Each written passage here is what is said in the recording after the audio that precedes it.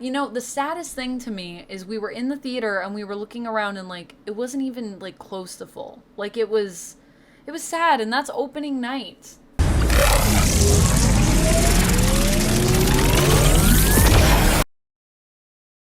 Oh. Hello friends. I just saw Blue Beetle. We need to talk about Blue Beetle. There's some things.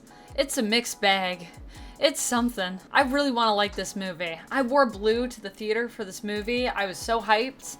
And what happened to this movie? That's what I want to know. I want to know the story behind Blue Beetle. But before we talk about that, let's talk about the story that is Blue Beetle. So fair spoiler warning, if you have not seen the movie yet, I do have another video you could check out. It is a reaction vid, so my reaction vids are always spoiler free. This, however, we are talking about spoilers, so let's dive into that. So what happens in this film? Well, it's pretty stereotypical origin story for a hero. We have Jaime. Jaime is basically coming back home after being abroad, going to school. I think he may have gone to Gotham Law, actually, based on a sweater he wears in this. He comes back and finds out that the entire time he's kind of been away, his family's been falling apart. His dad had a heart attack. They lost the family business. They're about to get evicted from their home. It's not looking good for the Reyes's. So he is basically just looking for a job, looking to help the family out. He ends up in a job that then he loses. So he and his sister both lose their jobs because she was working with him. And then he ends up getting sort of a new job, but it's not really a job so much as here is this ancient alien tech, guard it with your life, except I didn't even tell you that. And then he goes home and then the alien tech, which is like a mass weapon of destruction, merges with him and he becomes Blue Beetle. Then they have to deal with Cord Industries, who basically want to do some evil stuff with the tech, not Ted Cord, but his evil sister, Victoria Cord. They end up defeating them. Bing bada boom, he's all flying around being Blue Beetle. In the end, he's like, gotta keep the family close, and also, I ended up with the girl. So that's the story, pretty much in a nutshell. That's like a minute summary of what we got. So let's dive into this and talk about some of the pros and cons of the film. So although that story may seem kind of cookie cutter, I do have to say that like the highlight of this film for me, a lot of it has to do with the family. The family in this movie is really, really strong. All of the cast, the actors did an amazing job. Even honestly, Susan Sarandon, who plays Victoria Cord. Victoria Cord is a very stereotypical evil bad guy. Just has lots of lines. You're like, oh boy, that line. But I gotta say that even just with having Susan Sarandon, it kind of balances out. So although some of the evil lines are like really evil, really cringe, Susan Sarandon sells me on it, to be honest. I just think she's such an amazing actress. So at least it has that going for it. The acting across the board, I feel like, is pretty strong.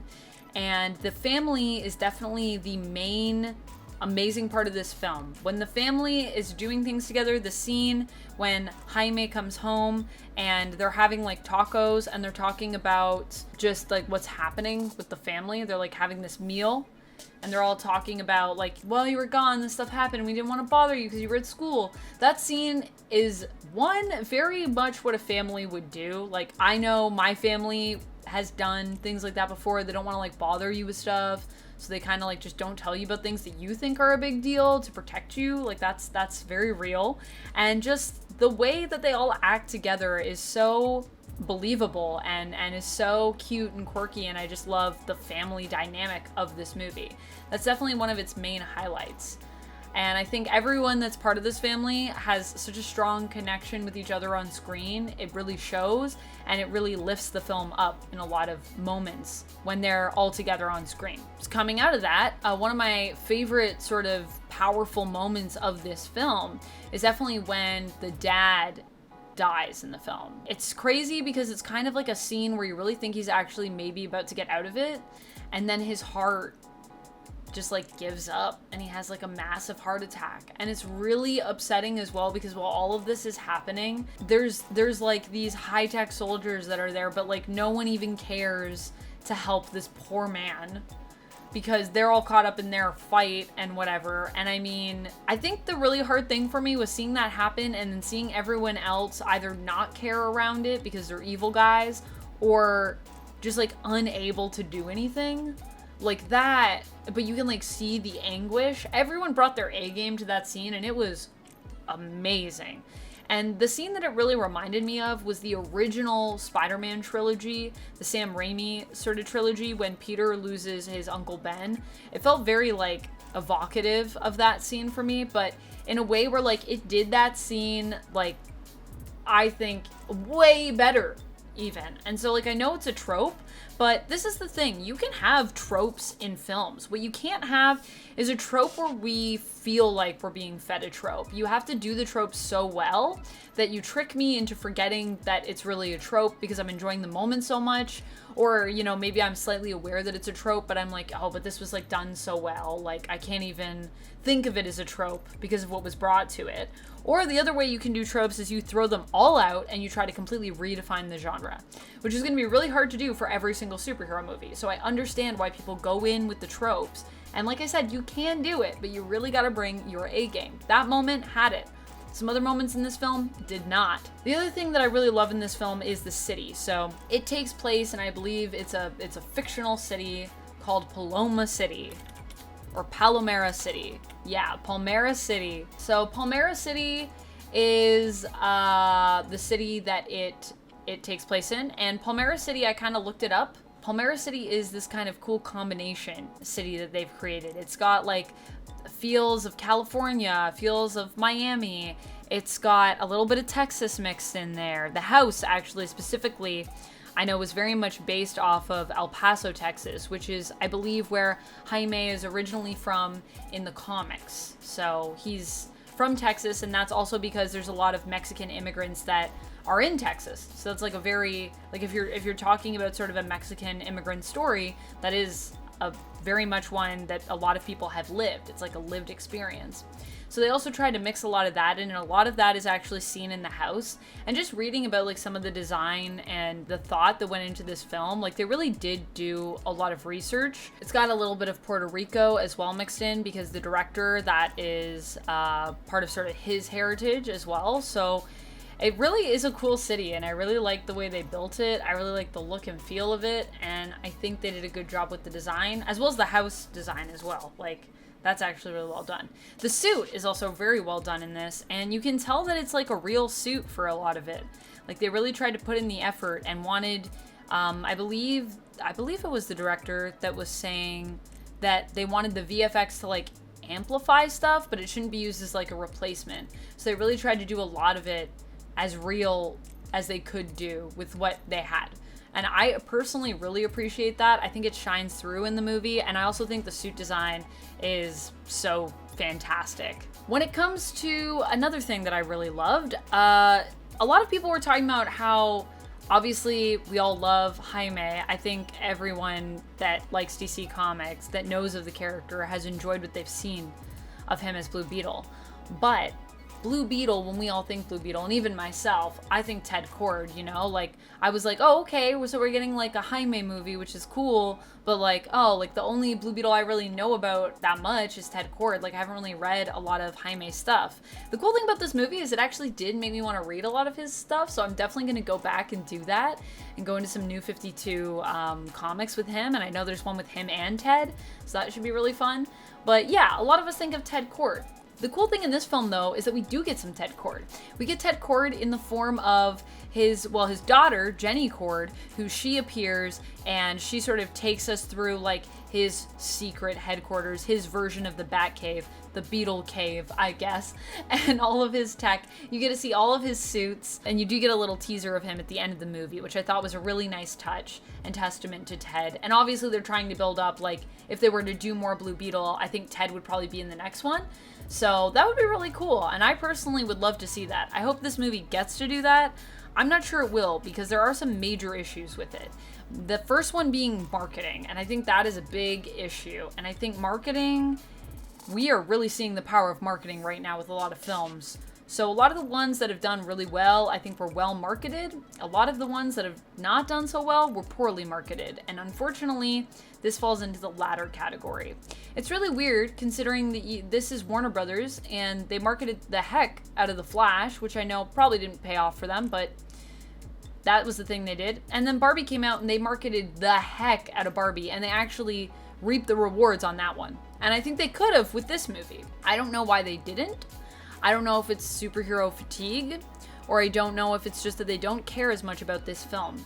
But I felt it, and it felt sad, to be honest, because I would just think that a movie that is really kind of here to be this like first like all sort of Latin worked on film, like you have someone that is Latino writing the script, you have a Latino director directing the film. It's very Latin, and it would have been nice to celebrate that, and I feel like they really didn't. I don't know if it's also because of the strikes or what's happening. I don't think so, but it's a shame is what it is, because even though this movie isn't amazing, it is a good movie, and I think it does deserve to be seen. There's a lot of good things in it, and the things that are not as good, it's not that big of a deal to me in terms of like just it being an entertaining film. So if we're just talking about like entertainment, you will be entertained, you're gonna have fun, and I think this film is rewatchable, and it has a lot of cool moments. It has a lot of cool characters. So, and I'd like to see where the characters go. So I would have really liked a sequel for this. I don't know if that's gonna happen now, but I kind of hope it does. So I guess we'll see. Another issue that I had with this film is the action. The action's kind of sloppy in parts. It just isn't as clean as I want it to be. There's a lot of films, and even DC films. One of my favorites DC films, Birds of Prey, actually has a lot of really amazing action in it. Like, the action is fantastic.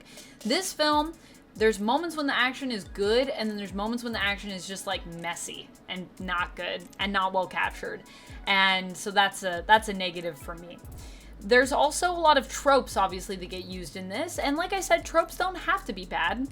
However, if you don't do anything unique with them, and if you just kind of play them to play them because this is the thing that has to be there, and there's not as much like heartfelt behind it, yeah, that's an issue. And I would also say the script, playing into those trope issues that we have. I don't think the script is as strong as it could have been. I think there are moments that are really good in it, but I think for the most part, there's just a lot of stuff that feels very cookie cutter. And to me, it's a shame because I actually read a little bit on what the writer had to say about the script, and it just really bums me out because I'm not sure if this was fully his vision. It's so interesting with films because it's hard to even know, like, if the script is an issue, like, how that became an issue. Like, does it have to do with the writer? Does it have to do with just not having enough editing passes, not having enough time to workshop the script? Does it have to do with people coming in and messing with the script? Because production can come in and fiddle with it depending on the contract you have, obviously. So, and it's so hard to know because we don't get that information. So I know the script is an issue. I'm not exactly sure why it's the issue in terms of what happened to it, but it's an issue just in terms of the writing being a little bit too, yeah, cookie cutter. Overall, I give Blue Beetle three Kronos beetles, which were a little Easter egg that was also in this movie. And if you don't know Kronos, it is a Guillermo del Toro film, a horror film that is one of his older films, and it's an experience. I would recommend checking it out. But I'll give it 3 of those beetles out of 5. I think it was good. I think I was entertained. I think I would rewatch this movie. I don't think you need to go see it in theaters necessarily, but I do hope you see it in theaters just because I think it needs the support, but it doesn't demand that you go. In fact, the saddest thing to me is we were in the theater and we were looking around and like, it wasn't even like close to full. Like it was sad, and that's opening night. Like, that's not how that's supposed to go. Like, what is happening? Like, that's so sad when so many people work so hard on this movie, and especially when you watch it and like what it was sort of hyped as being in terms of like its cultural significance, and yet that's what you get.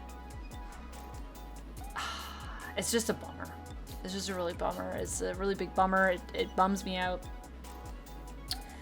So, yeah, I think I gotta give it 3 out of 5, and I gotta say, I don't think you need to go because there's just no experience really there that's amazing because you're not gonna be surrounded by a bunch of fans from what I saw, and the movie just isn't, like, massive, for that reason. However, if you do have a few bucks to spare, I think you will have a good time if you do want to go see it. I'm not saying don't go see it.